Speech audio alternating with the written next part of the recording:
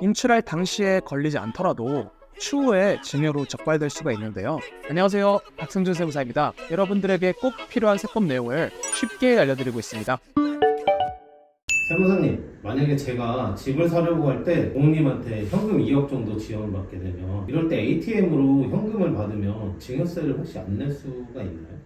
결론부터 말씀드리면 증여세가 과세될 확률이 아주 높은데요. 이 부분에 대해서 자세히 설명하기 전에 먼저 증여의 개념에 대해서 알아보도록 하겠습니다. 증여란 쉽게 말해서 실질적으로 다른 사람에게 재산이나 이익을 주는 행위를 말하는데요.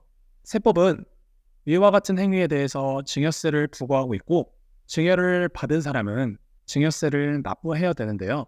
오늘 설명할 현금 증여에 대해서도 증여세가 과세되고 있습니다. 그러면 증여의 개념에 따르면 부모님에게 명절에 용돈 드리는 것도 증여세가 혹시 과세되나요?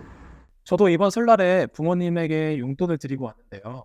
그런 것들이 원칙적으로 증여의 개념에는 해당할 수 있지만 세법에서는 비과세 증여 재산을 다음과 같이 정하고 있습니다. 이런 대상들에 해당되는 경우에는 증여세를 부과하고 있지 않은데요.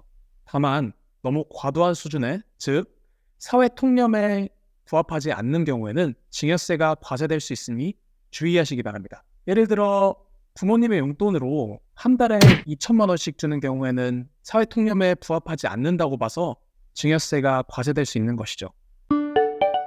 현금으로 뽑아서 주는 건데 국세청에서 이걸 어떻게 알 수가 있는 거죠? 물론 현금으로 주고받는 거래 자체를 국세청에서 알고 추적할 수는 없는데요.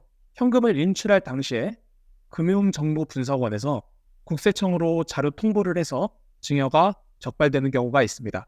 첫 번째로는 고액 현금 거래 보고 제도가 있는데요.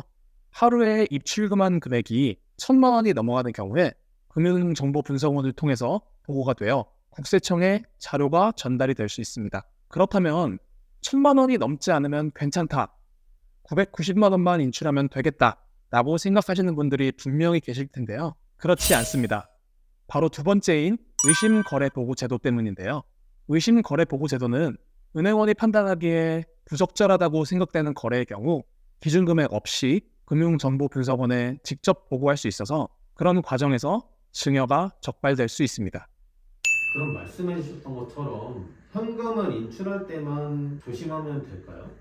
그렇지 않습니다.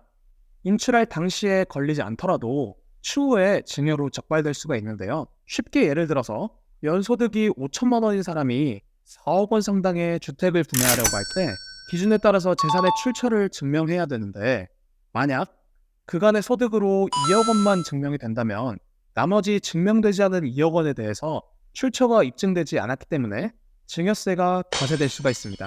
또한 적발되지 않았다가 상속이 개시되는 경우에 적발되는 경우가 있는데요.